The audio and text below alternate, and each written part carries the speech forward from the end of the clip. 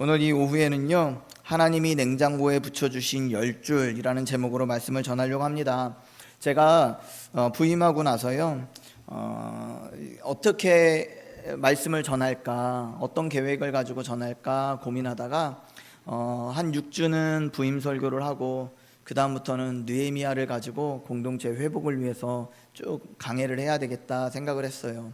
그러면서 이제 수요일, 금요일 이렇게 오후 예배 어떻게 진행을 할까 고민하다가 수요일에는 사도신경을 강해하고 있습니다. 그래서 사도신경을 다 마무리를 하면 제가 수요일 좀 설교의 비중을 아예 안 하는 건 아니고요, 비중을 좀 낮추고 우리 부목사님들한테 좀 비중을 늘리고요, 이 오후에는 십계명을 가지고 좀 강론할까 해요. 그래서 오늘부터는 제가 십계명을 가지고 이 오후에 말씀을 전하려고 합니다. 우리가 신앙의 근간을, 그 기초를 쌓을 때 필요한 게 세 가지거든요. 첫 번째는 사도신경이고요, 두 번째는 십계명이고요, 세 번째는 주기도문이에요. 사도신경은 우리의 믿음의 체계를 알려주는 것이고요, 우리가 왜 무엇을 믿는지, 무엇에 대하여 믿어야 하는지, 무엇을 바라며 살아야 하는지를 이제 알려주는 것이 사도신경이고요, 십계명은 그리스도인들이 어떻게 살아야 하는지 그 윤리를 얘기하고 있어요. 윤리 생활에 대한 부분이 십계명이고요. 그 다음 이제 주기도문은 어떤 부분이 있냐면 우리의 세계관을 가르쳐 주고 있는 거예요. 우리는 무엇을 바라며, 무엇을 간구하며, 무엇을 위하여 사는 존재들인가, 이것이 이제 주기도문에 대한 내용인데요. 주기도문은 또 하긴 할 거예요. 하긴 할 건데 금요기도회 때 할지 주일 오후에 할지 그건 이제 십계명 끝나는 거 봐서 좀 진행할까 합니다. 그래서 오늘은 왜 하나님이 냉장고에 붙여주신 10줄이냐면, 뭐 그래도 한 이 중에 10가정은 냉장고에 십계명이 붙어 있지 않을까요? 그런 의미예요. 근데 왜 하필 냉장고일까라는 거죠. 왜 하필 냉장고일까? 냉장고는요, 집에서 가장 자주 열리는 문입니다. 정말 잊으면 안 되는 것은 서랍 속에 이렇게 두지 않고요, 우리 눈에 보이는 데 있잖아요. 그래서 눈에 자꾸 밟히도록 이 냉장고에 무언가 말씀도 붙여놓고 성구도 붙여놓고 그 다음에 아이들 주간계표도 이제 저희 집에는 붙어 있거든요. 그런 것들이 좀 붙여 있어요. 하나님도 이스라엘에게 그렇게 하셨다는 것입니다. 수많은 율법 가운데 딱 10마디, 이 십계명만은 하나님께서 친히 말씀하시고 친히 돌판에 새겨주셨어요. 직접 말씀하셨다는 거죠. 다른 것들은 모세를 감동시키셔서 율법으로 선포하게 하셨거든요. 그런데 십계명만큼은 하나님이 직접 친히 돌판에 새겨주셨다는 것이죠. 그리고 그 돌판을 성막 가장 깊은 곳 언약궤 안에 두게 하셨다는 것입니다. 잊지 말라는 거예요. 잊어버리면 안 된다는 것이죠. 그러나 하나님의 백성이 날마다 마음에 새기며 살아야 할 말씀으로 주셨어요. 그런데 냉장고에 붙은 종이도 시간이 지나면 어느 순간 햇빛에 바래지고요, 또 읽지 않게 됩니다. 처음에는 야심차게 성구를 막 붙여놨는데 화장실에도 붙여놓고 뭐 다 붙여놓잖아요. 그런데 그게 어느 순간 우리의 시선에서 익숙해지면 그게 인테리어로 바뀌어버려요. 나에게 주시는 말씀보다는 하나의 장식품처럼 여겨지게 되더라는 것이죠. 붙어있기는 한데 실제로는 읽지 않는 말씀이 되고요, 알고 있다고 생각하지만 막상 순서대로 말하려고 하면 잘 떠오르지 않는 말씀입니다. 근데 왜 그렇게 됐을까 한다면, 저는 우리가 십계명을 사람의 말씀이 아니라 사랑의 말씀이 아니라 지켜야 될 어떤 규율표처럼 여겨지기 때문 아닐까 생각하게 됩니다. 지키면 복을 받고 어기면 벌 받는 어떤 시험지 같은 그런 문서로 보게 되더라는 것이죠. 규율이라는 것은 부담스럽잖아요. 그리고 부담스러운 것은 쳐다보기 싫어져요. 그리고 조금씩 미루게 됩니다. 그래서 어느 한켠에 두게 되는 것이죠. 그러나 십계명은요, 시험지로 시작하지 않았고요, 10마디 명령이 나오기 전에 오늘 이제 제일 중요한 말씀이 1절에서 2절 말씀이거든요. 어떤 학자들은 이게 첫 번째 계명이다 라고 얘기하는 사람들도 있어요.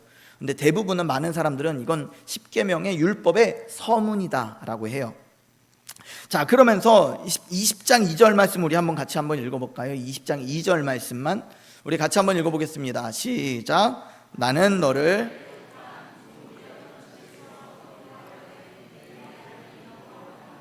아멘.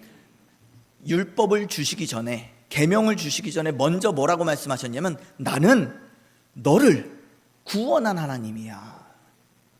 이렇게 해야 구원받는다 말씀하시지 않고 내가 너를 이미 구원했어. 그래서 주는 거야 라고 말씀하신 것이죠. 여기서 십계명의 문이 열리는데 이것을 지키면 너희를 구원하겠다고 말씀하신 것이 아니고요, 먼저 건져내신 뒤에 나는 너를 인도하여 낸 하나님이다 라고 선언하셨다는 것이죠.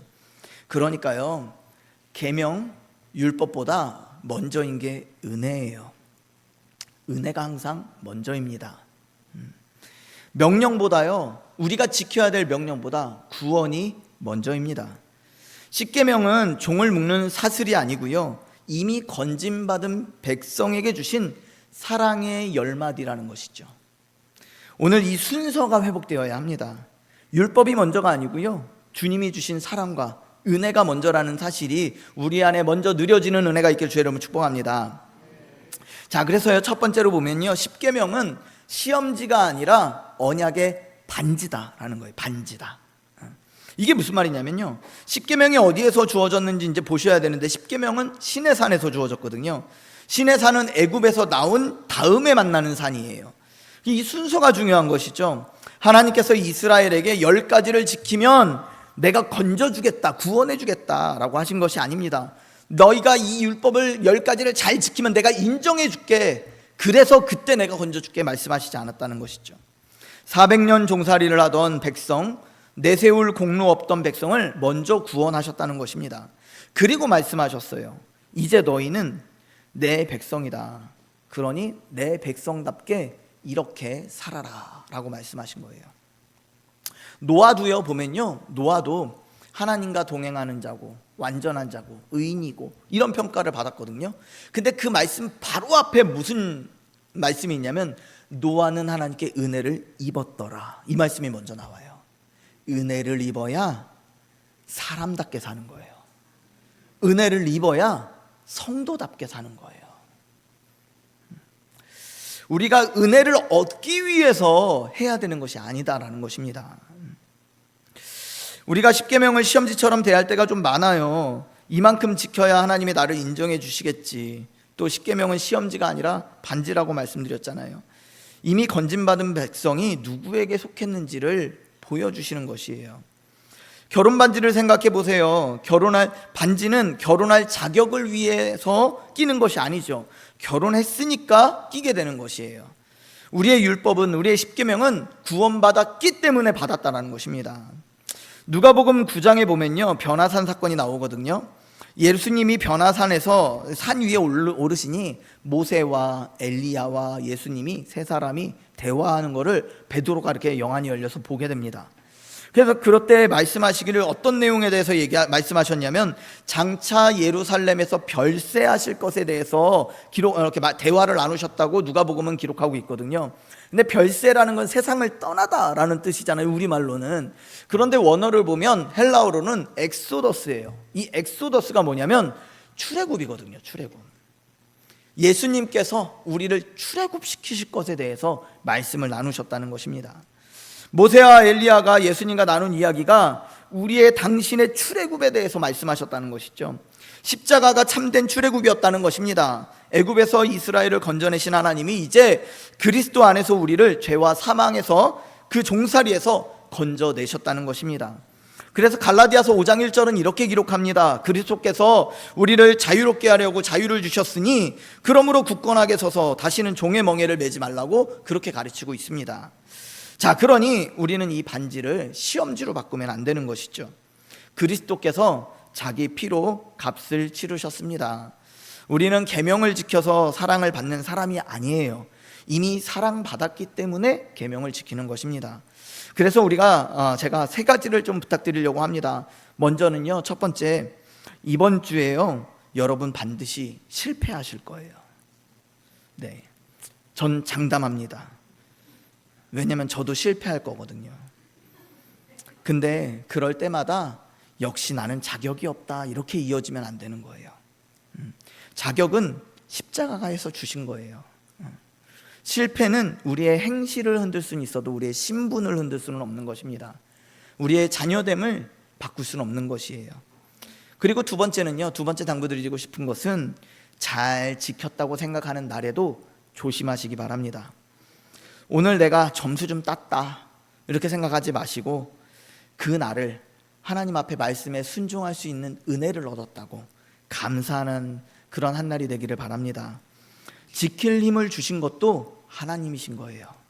못 지켰으면 하나님께 은혜가 더 필요한 거예요. 우리는 그런 패러다임을 가져야 됩니다. 그리고 세 번째는 정반대의 말도 하면 안 돼요. 은혜 받았으니, 구원 받았으니 이제 계명 같은 거 필요 없어. 얼마나 우리가 하나님의 자녀잖아. 어떻게든 난 사랑받았잖아 라고 말하는 것도 조심해야 됩니다. 어떤 남편이 나는 은혜로 결혼했으니 정조 같은 건 안 지켜도 돼, 이렇게 한다면 말이 되나 하는 것이죠. 내 마누라가 나를 너무 사랑하니 나는 아무 여자나 만나도 돼, 할 수 없는 것이잖아요. 근데 우리는 그렇게 생각할 때가 있더라는 것이죠. 하나님께 사랑받았기 때문에 우리 안에 신앙의 정조를 지켜야 하는 것이죠. 은혜로 신부가 되었기 때문에 신앙의 정조를 지키는 것입니다. 이것을 놓친 것이 바로 무율법주의고 방탕주의입니다. 그리고 그것은 은혜를 깊이 안 사람이 아니라 은혜를 아주 얕은 수준으로 오해한 사람입니다. 내일 아침 눈을 뜨시거든 이 문장으로 하루를 여시기 바랍니다. 나는 이미 하나님께 충분히 사랑받은 사람이다. 그래서 나는 사랑받은 자답게 살겠다. 이렇게 고백하시기 바랍니다. 두 번째로는요, 십계명은 사랑으로 완성되는 하나님의 법입니다. 여러분, 성경에서 율법이 알려지기로는 모두 몇 개인지 아세요? 613개래요. 613개. 이제 신학자들이 어느 정도 이제 합의하기를 613개인데 이 금지 명령이 365개라 하거든요. 그러니까 하지 말라는 게 365개래요. 그러면 하라는 건 몇 개일까요? 613에서 365 빼면 되는 거예요. 그래서 200여 개가 이제 하라는 명령으로 온다고 해요.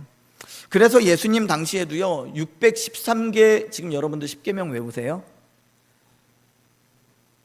졸리시니까 한번 옆 사람 한번 얘기하고 십계명 좀 한번 외워볼까요? 몇 개나 외울 수 있나? 무슨 말씀을 드리냐면 십계명도 잘 안 외워지는데 613개가 웬 말입니까? 어림도 없죠. 바리새인들은 그걸 다 외워서요 지키려고 했던 거예요. 그래서 내가 하나님 수준에 난 거룩한 사람이다라는 걸 보여주려고 했던 거죠. 그런데 글도 모르고 지식도 얕고 그런 사람들이 무슨 율법을 지킬 수 있었겠어요. 그러니까 하대받고 괄시당하고 했겠죠. 아마 똑똑한 사람들도요 쉽지 않았을 거예요. 공부 잘하는 사람도 쉽지 않았을 거예요. 아주 특정한 지식인 소수축만 613개를 외웠을 것입니다. 그래서 예수님 당시에도요 예수님께 찾아와서 한 부자 청년이 물어봐요. 선생님이요, 율법 중에 어느 계명이 제일 큽니까? 왜 물어봤을까요? 다 지킬 수 없으니 중요한 것 하나는 내가 놓치지 않으려고. 다 버려도 하나만큼은 내가 지킨다면 어떤 게 최고일까요? 라고 물어봤겠죠. 예수님은 율법을 두 문장으로 압축해 주셨잖아요. 우리 마태복음 22장 37절에서 40절 말씀 우리 한번 보겠습니다. 같이 한번 읽어보겠습니다. 시작. 예수께서 이르시되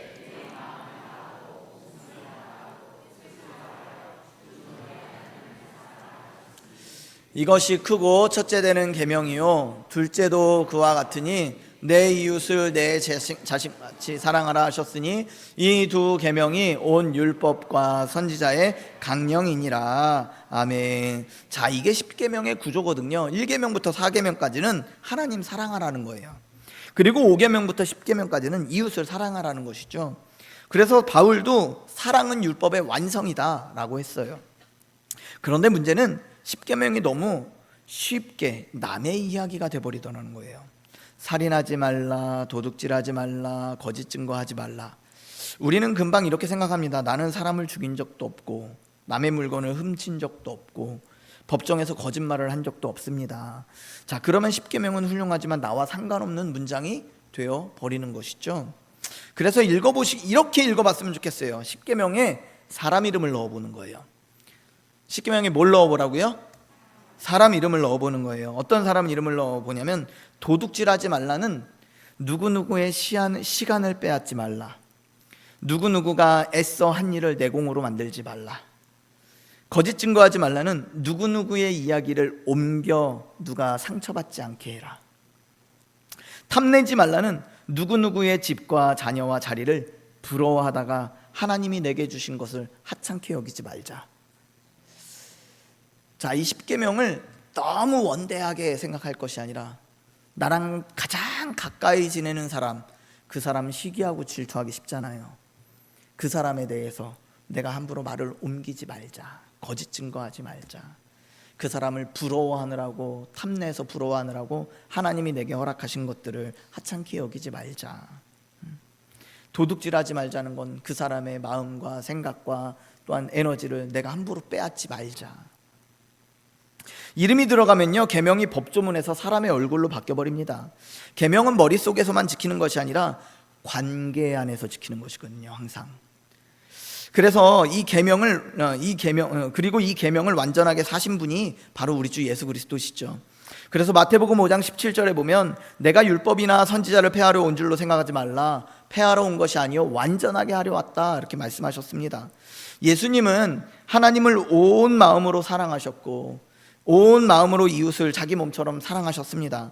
겟세마네의 순종은 1계명부터 1계명의 완성이고 십자가 위의 용서는 바로 제6계명의 완성입니다. 더 놀라운 것은 예수님께서 우리를 아시고 우리를 사랑하셨다는 사실입니다. 그래서 십자가는요, 추상적인 사랑이 아니라 이름을 아는 사랑이라는 거예요. 저 먼 그냥 관념적인 사랑이 아니라 정말 우리의 관계 안에서 사랑하셨다는 것입니다. 그러므로 우리도 이름을 넣어 사랑해야 합니다. 예수님 말씀하셨습니다.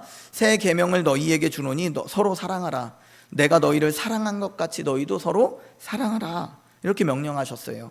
이 기준은 무거운 짐이 아닙니다. 먼저 사랑받은 사람이 사랑을 흘려 보내라는 그런 주님의 초대예요. 그래서 이번 한 주간 이 세 가지를 한번 좀 실천해 봤으면 좋겠습니다.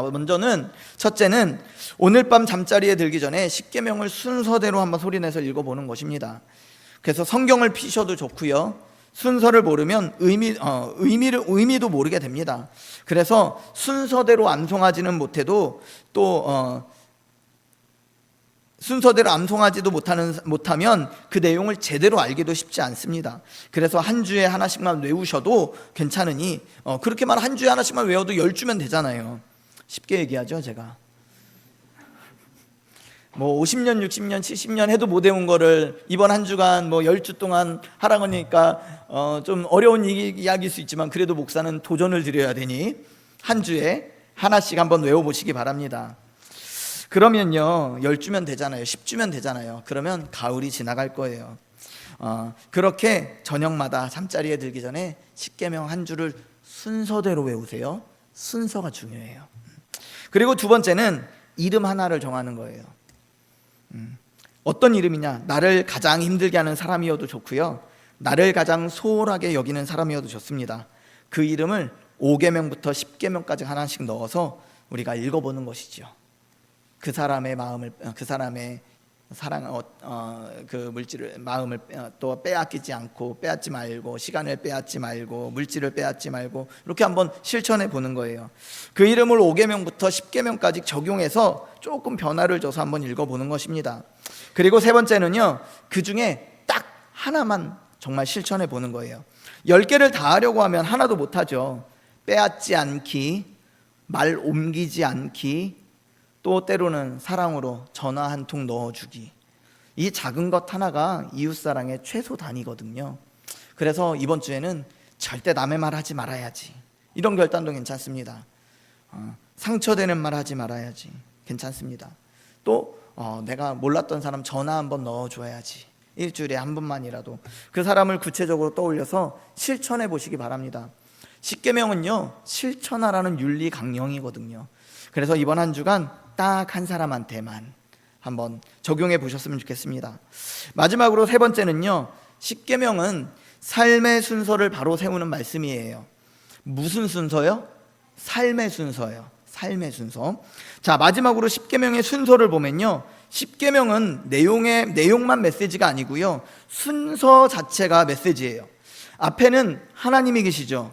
그 다음은 부모, 그 다음엔 공동체, 그 다음에 살인은 생명을 얘기하고요, 간음은 성을 의미해요.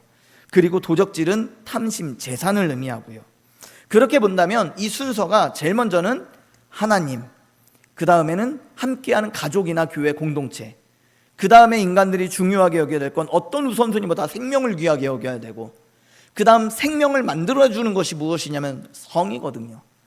성에 대해서 가치 있게 여기고, 그 다음에 우리의 소유를 제일 마지막에 둬야 하는 것이죠. 그런데 우리가 사는 이 세상은요, 이 순서를 완전히 뒤집어 버려요. 사람이 생명과 안식보다 매출과 성과가 먼저 될 때가 있어요. 가족이 함께 밥 먹는 시간보다 더 좋은 집, 더 좋은 차, 더 높은 자리가 자기에게 먼저가 되는 경우들이 있어요. 주일 예배와 공동체는 시간이 남으면 가는 일이 되고, 돈이 되는 일과 나를 즐겁게 하는 일은 어떻게든 시간을 내서라도 찾아가는 일이 돼버립니다. 그럴 때 우리 입으로는 하나님이 제일이라고 말하지만 실제 삶의 순서는 어느새 재산이 제일 먼저, 욕망이 앞에 서고 하나님이 제일 꼴찌가 되어 있는 경우가 있더라는 것이죠. 그래서 우리의 일상에서 보면 이런 가치의 순서를 뒤집혀서 재산이 제일 먼저, 그 다음은 성, 그 다음은 생명, 그 다음은 공동체, 그 다음은 하나님.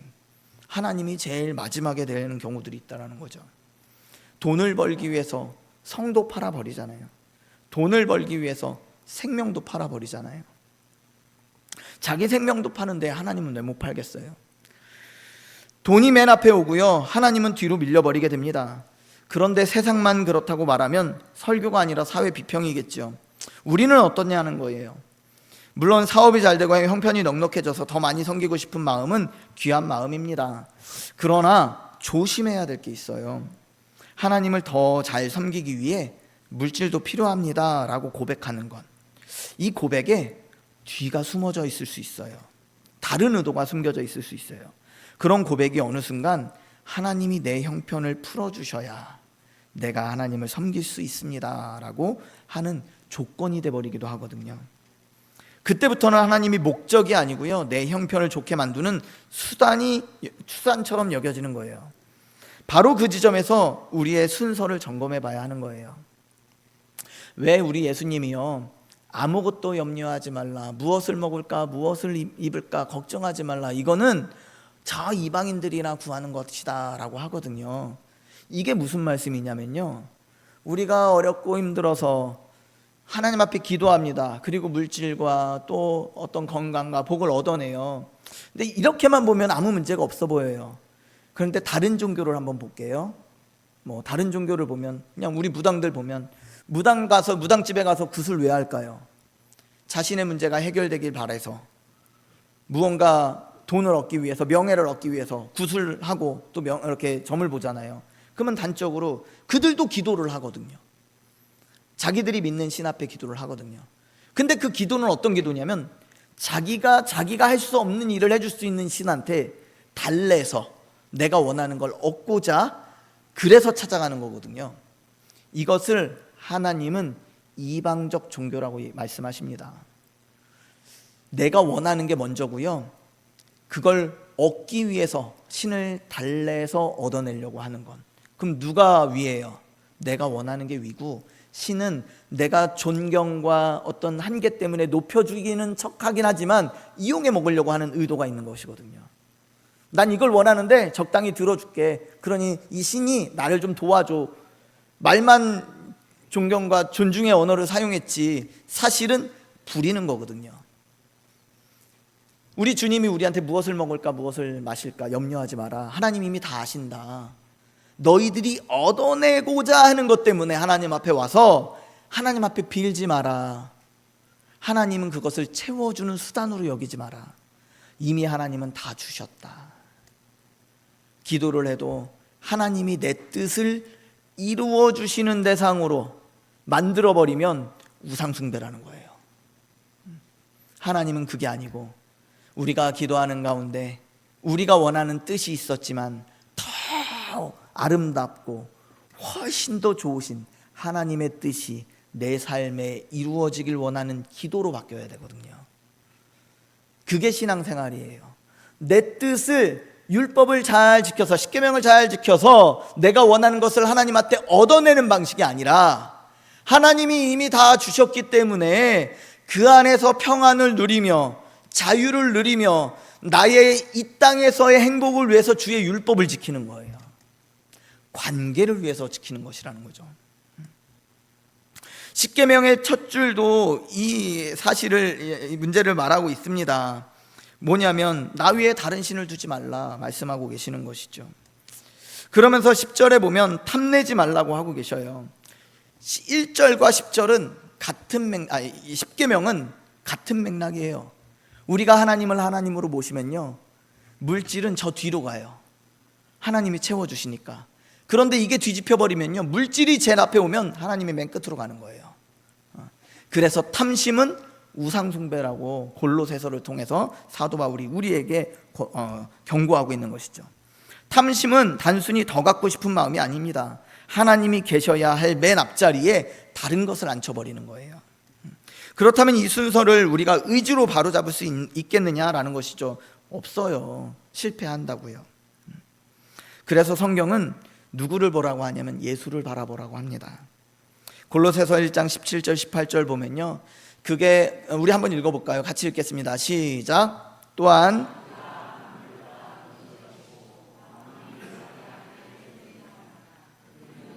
교회의 머리시라. 그가 근본이시요 죽은 자를 가운데서 먼저 나신 이시니 이는 친히 만물의 으뜸이 되려 하심이라. 아멘. 자, 우리가 하나님을 1등으로 끌어올리는 것이 아닙니다. 그리스도는 이미 만물의 으뜸이 되어주셨습니다. 우리는 이미 으뜸이 되신 분을 내 삶의 자리에도 그렇게 인정하는 거예요. 으뜸이시라고. 그래서 순서 회복은 억지 결심이 아니라 그리스도를 바라보고 그가 얼마나 크신 분이신지를 이해하고 우리가 느낄 때 자동적으로 바뀌게 되어 있어요. 그래서 먼저 우리의 삶이 혹시나 뒤집히진 않았는지 좀 살펴봐야 될 거예요. 그러면 어떻게 살펴볼까요? 나는 기도도 제대로 하는 것 같고 늘 하나님의 뜻을 구하는 것 같고 이렇게 생각하실 수 있잖아요. 그러면 제일 먼저 우리가 살펴봐야 되는 게 무엇을 살펴보냐면요, 첫 번째는 가계부, 두 번째는 핸드폰. 핸드폰에 보면요, 어르신들은 좀 힘들 수 있지만 내가 하루 동안 어떤 걸 제일 많이 봤는지 나오거든요. 그걸 스크린 타임이라고 그래요. 어떤 걸 제일 많이 봤는지 봤더니 유튜브가 한 5시간 돼. 그럴 수 있잖아요. 틈틈이 짬짬이 계속 보는 거죠. 어떤 분은 고스톱이 그럴 수 있어요. 성경 말씀 보는 건 10분, 앱은 내가 어디에 시간을 제일 많이 쓰고 있느냐. 물론 우리가 하나님만 생각하면서 성경만 읽고 살 수는 없어요. 그렇지만 내가 많이 시간을 들이는 이 부분에 하나님보다 앞세우고 있진 않은지 돌아볼 수는 있다는 것이죠. 내가 제일 뭘 사랑하고 제일 많이 보나? 저도 반성하고 있어요. 핸드폰에 자꾸 들여다봐서 밤마다. 그 다음에 또 하나는 내 물질이 어디로 흘러가는가. 어디로 흘러가는가. 청년들한테 물어보면 옷, 화장품, 그 다음에 콘서트. 왜냐면 한 번을 가도 돈이 많이 들어요. 그냥 자기 월급의 상당 부분 들어가는 거죠. 많이 드는 거지만 그만큼 쪼개고 쪼개서 애써서 마음을 썼기 때문에 모을 수 있는 거잖아요. 그 물질이 흘러가는 곳에 내가 마음의, 물질 가는 곳에 네 보물이 있는 곳에 네 마음도 있다 그랬거든요. 그럼 우리는 아는 거죠. 내가 어디에 마음을 쓰고 있는지. 때로는 자녀 교육을 하나님보다 앞세울 때가 있어요. 때로는 내 건강을 하나님보다 앞세울 때가 있어요. 물질이 많이 들어간다고, 시간을 많이 들였다고 무조건 우상은 아니지만 그래도 우리를 점검해 볼 수 있는 어떤 척도는 될 수 있다는 것입니다. 그래서요, 오늘 한번 저녁에 실제로 열어보세요. 핸드폰도 한번 열어보시고요, 가계부도 한번 이렇게 계산해 보세요. 그러면 우리는 알 거예요. 그리고 순서를 전부 바꾸려고 하진 마세요. 그러면 반드시 실패합니다. 하지만 딱 하나만, 정말 우상인 것 같다 하나만 우리가 점검해 보자는 것이죠. 그리고 시간도 하루아침에 끊을 수는 없어요. 유튜브 5시간 보시는 분이 5시간 안 보면 꺼버리면 그 시간 5시간 내내 방황하실 거예요. 뭘 해야 되지 하시면서. 그러면 1시간만 줄여보자는 거죠. 실제적으로 십계명은 우리에게 교훈을 가져다 주는 것입니다. 그래서 이 순서를 따져보고요, 부모님께 때로는 전화 한 통을 드리는 것도 좋은 일이 될 것 같습니다. 또 바쁜 분주한 상황 속에서도 자녀와 함께 저녁 한 끼 먹는 것, 그것도 분주한 분들에게는 또 필요할 수 있습니다. 순서를 바꾸는 일은 가진 것을 전부 버리라는 것이 아닙니다. 하나를 앞으로 옮겨오라는 거예요. 정말 중요한 것을, 저 뒤에 밀렸던 일을 다시 앞으로 가져오자라는 것이죠. 성경을 읽는 시간, 기도하는 시간이 저 뒤에 가 계신 분들 한 칸만 앞으로 당겨오시기 바랍니다. 그래서 시간을 내시고 길지 않아도 짧은 시간 하나님을 사랑하고 내 이웃을 사랑하고 또 교회를 사랑하는 그런 실천들이 일어나기를 주의 이름으로 축복합니다. 자, 이제 처음에 냉장고 문 앞으로 돌아가겠습니다. 하나님은 십계명을 돌판에 새기셨습니다. 잊지 말라는 뜻이거든요. 그러나 돌판에는 한계가 있어요. 돌판은 아무리 거룩한 곳에 있어도 결국 내 마음 바깥에 있는 것이거든요. 그래서 하나님은 예레미야를 통해 약속하셨습니다. 예레미야 31장 33절에 보면, 그러나 그날 후에 내가 이스라엘 집과 맺을 언약은 이러하니 곧 내가 나의 법을 그들의 속에 두며 그들의 마음에 기록하여 나는 그들의 하나님이 되고 그들은 내 백성이 될 것이라. 여호와의 말씀이니라. 하나님의 꿈은요, 우리에게 무엇이 되시고 싶으신 거예요? 하나님이 되어주시고 싶으신 거예요.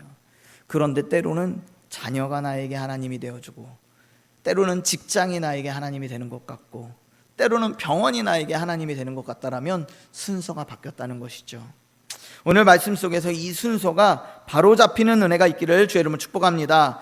그래서 그 약속이 그리스도 안에서 이루어졌는데요, 고린도후서 3장 3절에 보면, 너희는 우리로 말미암아 나타난 그리스도의 편지니 이는 먹으로 쓴 것이 아니요 오직 살아계신 하나님의 영으로 쓴 것이며 돌판에 쓴 것이 아니요 오직 육의 마음판에 쓴 것이다. 이렇게 말씀하셨어요. 우리 마음판에 하나님의 계명이 새겨지는 은혜가 있기를 주의 이름으로 축복합니다. 우리 마지막으로 2절 말씀 한번 다시 읽어보고 우리 마치도록 하겠습니다. 2절 말씀 우리 같이 읽겠습니다. 시작. 나는 너를 애굽 땅 종 되었던 집에서 인도하여 낸 내 하나님 여호와라. 아멘. 이걸 복음의 말로 바꾸면요, 하나님은 우리를 사랑하셔서 그의 독생자 예수 그리스도를 우리를 위하여 내어주신 이시라는 것이죠. 그 아들까지 내어주신 이가 어찌 우리에게 좋은 것을 주시지 않으시겠냐라는 것이죠. 그 하늘 아버지는 이미 우리의 모든 필요를 아시는 분이시라는 것입니다. 잘해서 얻어내는 것이 아니라 하나님의 관계 안에서 얻어내는, 누리는 우리 성도님들 되시기를 주의 이름으로 축복합니다. 우리 같이 찬양하고 기도하겠습니다. 주는 완전합니다.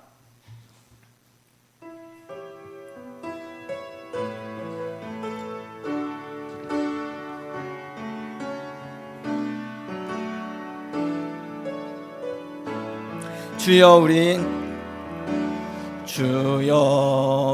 연약합니다. 우린 오늘을 힘겨워합니다. 주 뜻 이루며 살기엔 부족합니다. 우린 연약합니다. 주여 우린 넘어집니다. 주여 우린 넘어집니다.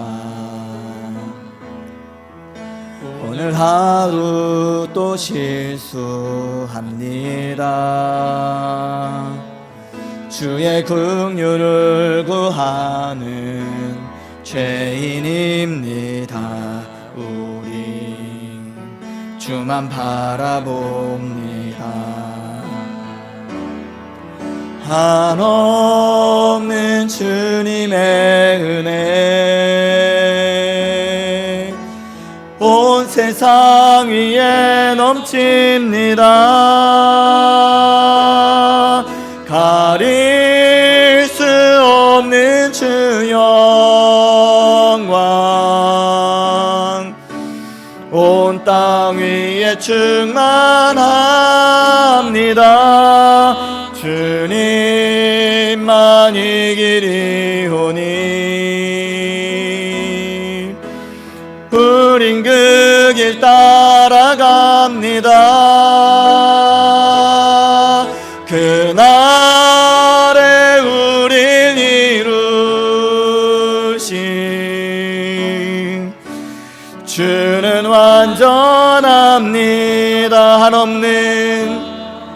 한없는 주님의 은혜 온